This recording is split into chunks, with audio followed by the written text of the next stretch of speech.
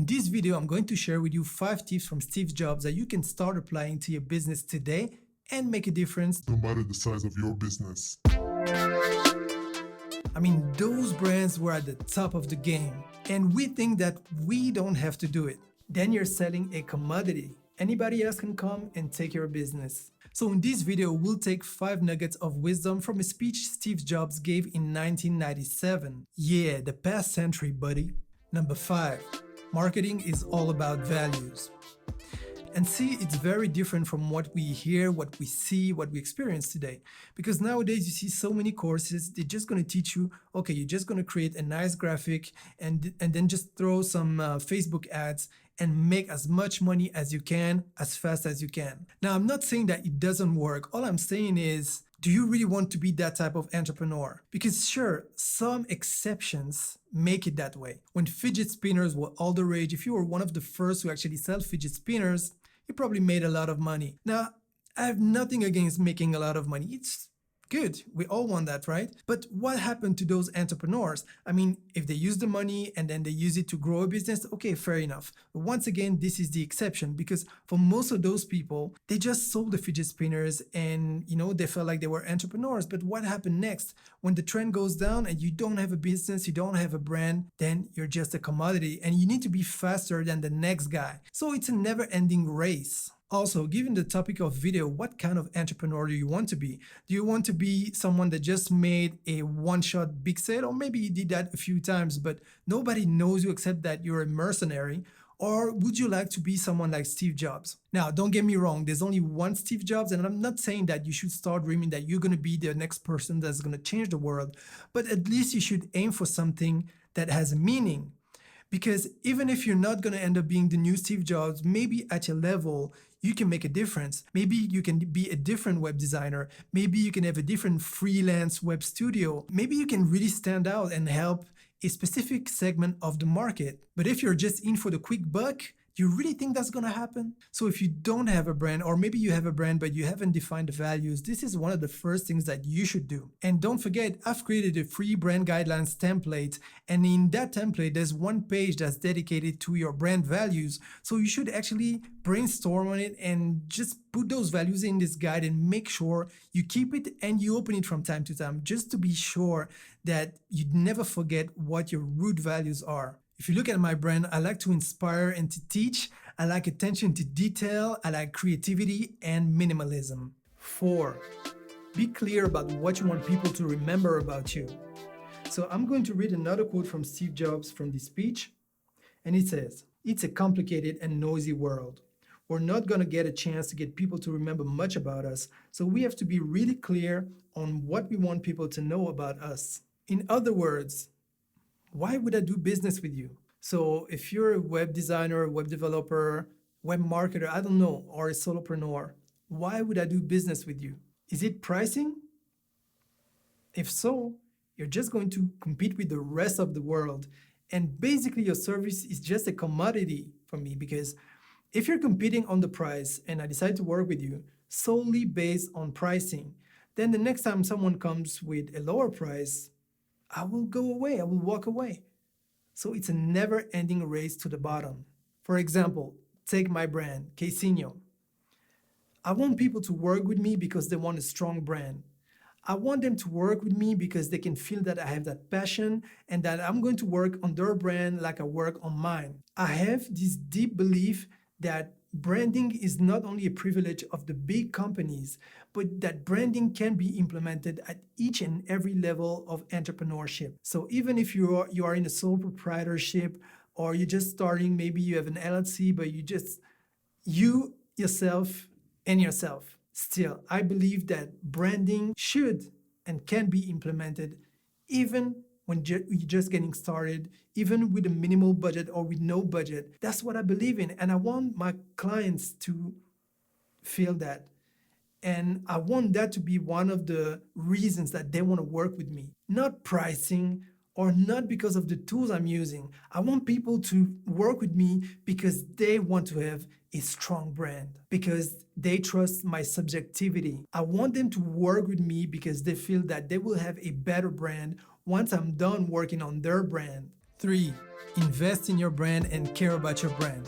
So I'm going to read you a quote from Steve Jobs from that speech. And the quote says, "Even a great brand needs investment and caring if it's going to retain its relevancy and vitality." They had come to a point where they had forgotten to actually care about the brand. And the consequence is that by doing that, they lost some of Apple's relevance and vitality. And if you think that I'm exaggerating, or if you think that he was exaggerating, just think about Kodak, BlackBerry, and Nokia, just to name a few. I mean, those brands were at the top of the game. Now, of course, as a solopreneur, you don't have the same budget. We don't have the same budget that those big brands have, so we cannot really have the same strategy.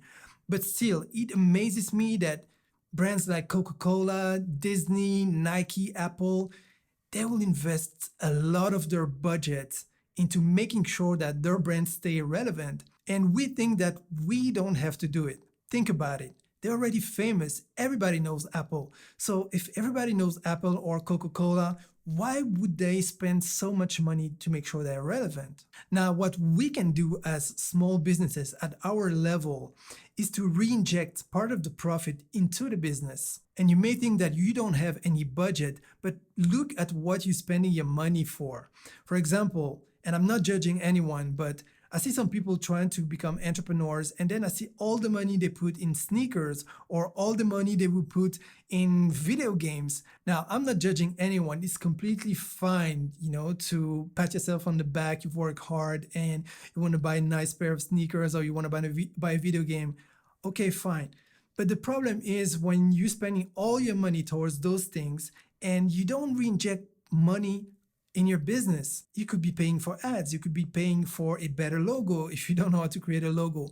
Or if you know how to create a logo, but you're not good at SEO, you could pay someone. I don't know, but you should re-inject the money. This is really the example that we need to extract from that speech from Steve Jobs. If you make $50 of profit on a project, which is really small, but what are you going to do with those $50? Now, you might tell me $50 is nothing, I'm not going to achieve anything. Well, let me disagree. You don't know what those $50 are going to do for your business. You don't know when is the next breakthrough that's going to happen. If you cultivate a stepstone mentality, then you will know that, okay, it's a little step, but in a year from now, all those little steps will equal to a big, major step. You can invest in software, you can invest in better gear. I don't know what type of business you're doing. But if you're a web designer or a web developer, man, there are so many good plugins that you could be using. Or even if you don't want to spend money on plugins, maybe spend money on software, that's going to help you create better graphics. Now, I'd like to know what percentage of your profits are you reinvesting? Let me know in the comments below. 2, don't focus on the features, focus on the big picture. Now, what did it mean for Apple? Now, you have to remember that at the time there was a war, and somehow there still is a war with Windows and Microsoft and some other companies. And if you think about it, that debate never ended, because if you look in the comment section of the tech channels, people will keep on arguing about, yeah, my computer is faster than Apple and Apple is faster than blah, blah, blah. Basically, what Steve Jobs said, and once again, Steve Jobs has a proven track record as a marketer and as a genius entrepreneur. So what he said is that instead of focusing on the features, Apple should go back to its core values. And he gave the example of Nike, which according to him was one of the best examples in the marketing industry. Because, as he said, Nike sells shoes, right? They are selling a commodity. But he insisted on the fact that in their commercials, Nike never ever talked really about their shoes. They won't say that their air soles are better than Reebok. Instead, they would focus on honoring athletes and athletics. That's who they are. That's who Nike is, a company that honors great athletes. And so the result is that when you think about Nike, all of a sudden, you don't think that you're just buying shoes. You're buying the perception of greatness, of sports values, of champions, of success. Don't you think it does a better job than a commercial that would solely speak about the features of this and that specific pair of shoes? So if you're selling WordPress websites right now with no vision and you're just talking about the features, then you're selling a commodity. Anybody else can come and take your business. Do you focus on explaining to your client why you're better than XYZ because you're using that platform and that plugin? Or do you focus on the bigger picture? Do you focus on why their business will stand better if they work with you? Now, if you don't actually think that you can bring value to those customers, then you need to go back to the drawing board. And there's nothing wrong with that. We've all been at that stage. All you need to know is that, okay, I need to do a better job. I need to grow my skills and then just go back to the drawing board. Nobody started an expert, but look at your strength because you have strength. But maybe you don't realize it because something that happened to me. I really realized what my strengths were when people actually told me, because for me, I didn't know it was a strength. So I thought, okay, this is normal. But what is normal to you may be expertise to someone else. Now you really need to look into what you're really good at and build on that. But for all of that, as we said, you need to have a vision. So, question, what do you stand for? What is your vision? Let me know in the comments. 1. Your customers want to know what you're all about. What do you stand for? Where do you fit in this world? So here's another quote from Steve Jobs from that speech. Apple isn't about making boxes for people to get their job done, although we do that well, and we do that almost better than anybody in some cases. But Apple's about something more than that. Apple, at the core, its core value is that we believe that people with passion can change the world for the better, and that those people that are crazy enough to think they can change the world are the ones that actually do.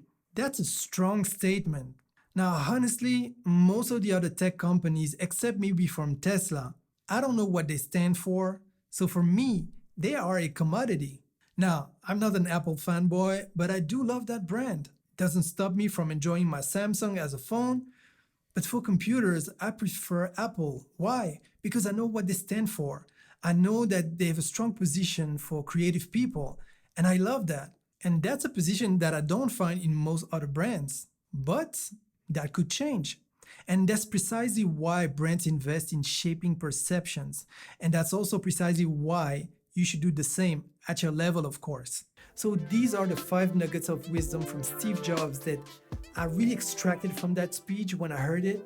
And that speech really was Apple going back to its core values. Hence the name, Think Different. The Think Different campaign was all about honoring great people of this world, people that actually change the world. And Apple went as far as implying that some of those people that were dead way before the computer technology even existed would probably have used a Mac if they had ever used a computer.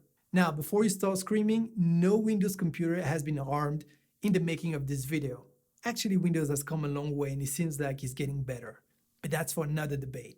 Now, to be honest, since that speech, which was in 1997, a lot of things happened.